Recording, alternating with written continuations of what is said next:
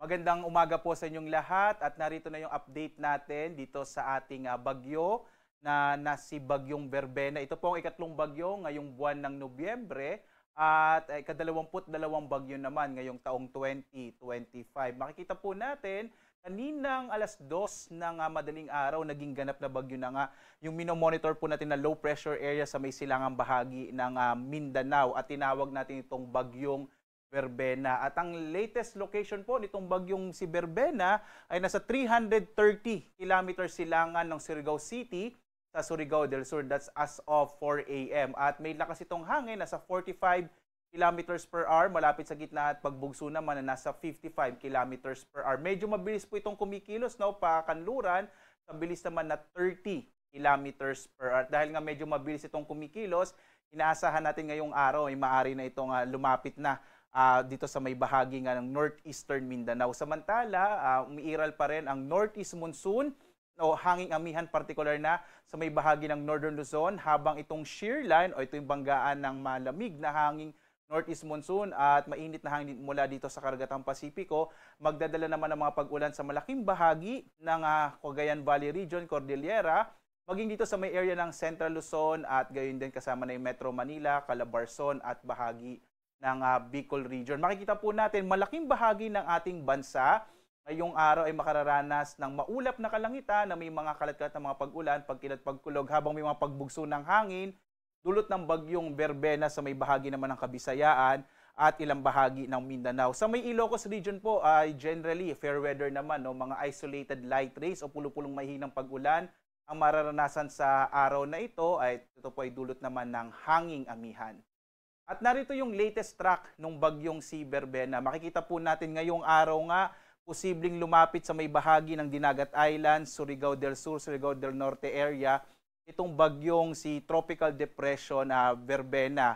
At pagdating po ngayong gabi hanggang bukas, dadaan naman ito sa may bahagi ng Kabisayaan. At pagdating ng araw ng Miyerkules, ito po ay nasa may West Philippine Sea na, sa may northern part ng Palawan. At posibleng lumabas ng Philippine Area of Responsibility araw naman ng Huwebes. Ngayon po si Bagyong Berbena, isa po itong tropical depression. Sa kategorya ng mga bagyo, technically ito po yung may pinakamahinang hangin kumpara po dun sa 5 kategorya natin ng mga bagyo. At dahil po dun, ang nakataas ngayon na tropical cyclone wind signal ay signal number 1 dahil isa po itong tropical depression. Nais pong bigyan diin ng pag-asa na dahil nga po lumalapit na itong bagyo, malaking bahagi ng Kabisayaan, Northern Mindanao at Southern Luzon ay makararanas nga ng mga pagbugso ng hangin na dulot ng bagyong Berbena. At as of 5 a.m. nga po, no, ito yung mga lugar kung saan may nakataas sa tropical cyclone wind signal. Makararanas po ng mga pagbugso ng hangin, particular na dito sa may eastern section ng Visayas at northeastern section po ng Mindanao. Signal number 1 ngayon sa central and southern portions ng eastern Samar.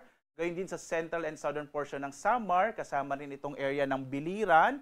Gayon din ang Leyte, southern Leyte, bahagi northern and central portion ng Cebu, kasama din yung Bohol. Northern portion ng Negros Occidental, northern portion ng Negros Oriental, maging sa may bahagi sa may Panay Islands po sa Iloilo, Capiz, Aklan, Antique kasama yung Caluya Islands, ito pong bahagi ng Guimaras. Itong Surigao del Norte kasama yung Siargao at Bocas Grande Islands, northern portion ng Surigao del Sur at northern portion ng Agusan del Norte. Muli po, no, nais ating bigyang diin na ito po yung inaasahan natin na dadaanan ng bagyong si Berbena. At mag-ingat po, no, dahil nga inaasahan natin, magdadala po ito ng mga malalakas na mga pag-ulan, may mga pagbugso rin ng hangin na mararanasan sa bahaging ito ng ating bansa.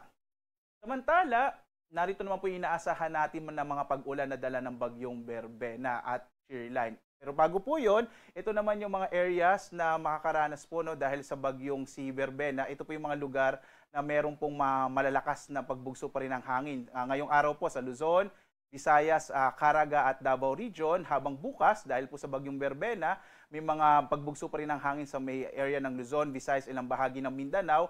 At sa Miyerkules, kapag nasa may West Philippine Sea na po ang bagyong Berbena, makakaranas pa rin ng mga pagbugso ng hangin sa bahagi ng Luzon, Eastern Visayas, ilang bahagi ng Kabisayaan at sa may Zamboanga Peninsula at Barm area. At narito na po yung mga lugar kung saan po merong mga may mga malalakas na mga pag-ulan. Ito po ay dulot ng shear line at ng bagyong Verbena. So, ngayong araw po, may mga malalakas na mga pag-ulan na mararanasan sa may Cagayan, Isabel at Aurora. At kasama sa ilang bahagi ng Quezon, yan po ay dulot ng shear line.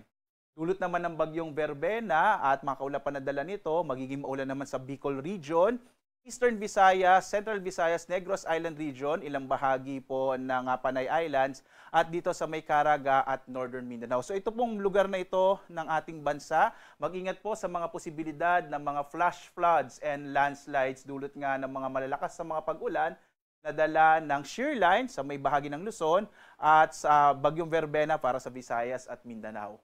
Bukas, inaasahan nga natin na magta-traverse po or dadaan sa Kabisayaan ang bagyong Verbena. Kaya makikita po natin malaking bahagi ng Kabisayaan ay makararanas ng mga malalakas na mga pag-ulan. Muli po, mag-ingat po tayo sa mga posibilidad ng mga pagbaha at pagguho ng lupa, partikular na dito sa may area ng Kabisayaan, malaking bahagi po ng Visayas, lalong-lalo na itong Central Visayas, Negros Island Region at Western Visayas, maging yung bahagi po ng Mimaropa at Bicol Region. Pagdating ng araw ng Miyerkules, makikita po natin, ito ay epekto din ng bagyong Verbena at ng shear line. Malaking bahagi ng Cagayan Valley Region, Cordillera, maaari pong umabot hanggang dito sa may Central Luzon, kabilang na rin yung Metro Manila at Calabarzon, kasama itong area ng Mimaropa, at sa may Aklan Antique, bahagi ng Panay Islands. Pagdating po ng Miyerkules, inaasahan natin yung bagyong Verbena ay nasa may West Philippine Sea na. At ito yung mga lugar na makararanas po ng mga malalakas na mga pag-ulan. So makikita po natin, mula ngayong araw ng Lunes hanggang Miyerkules, magiging maulan sa malaking bahagi nga ng Kabisayaan, gayon din sa may Southern Luzon, dulot ng bagyong Verbena, habang shear line pa rin ang magpapaulan sa Cagayan Valley Region, ilang bahagi ng Central Luzon, at sa may Cordillera area. Muli po mga kababayan, mag-ingat po tayo sa mga posibilidad ng mga pagbaha at mga pagguho ng lupa, dulot po ng malalakas na mga pag-ulan na dadalhin ng shear line at ng bagyong Verbena. Samantala, may nakataas po tayong gale warning partikular na dito sa mga baybay ng Batanes. Delikado pa rin maglayag yung mga maliliit na sasakyang pandagat at maliliit na mga bangka sa mga baybayin ng Batanes dahil po malakas pa rin yung hangin at mga malalaking pag-alo ng karagatan. Dulot po ito ng hanging amihan or northeast monsoon.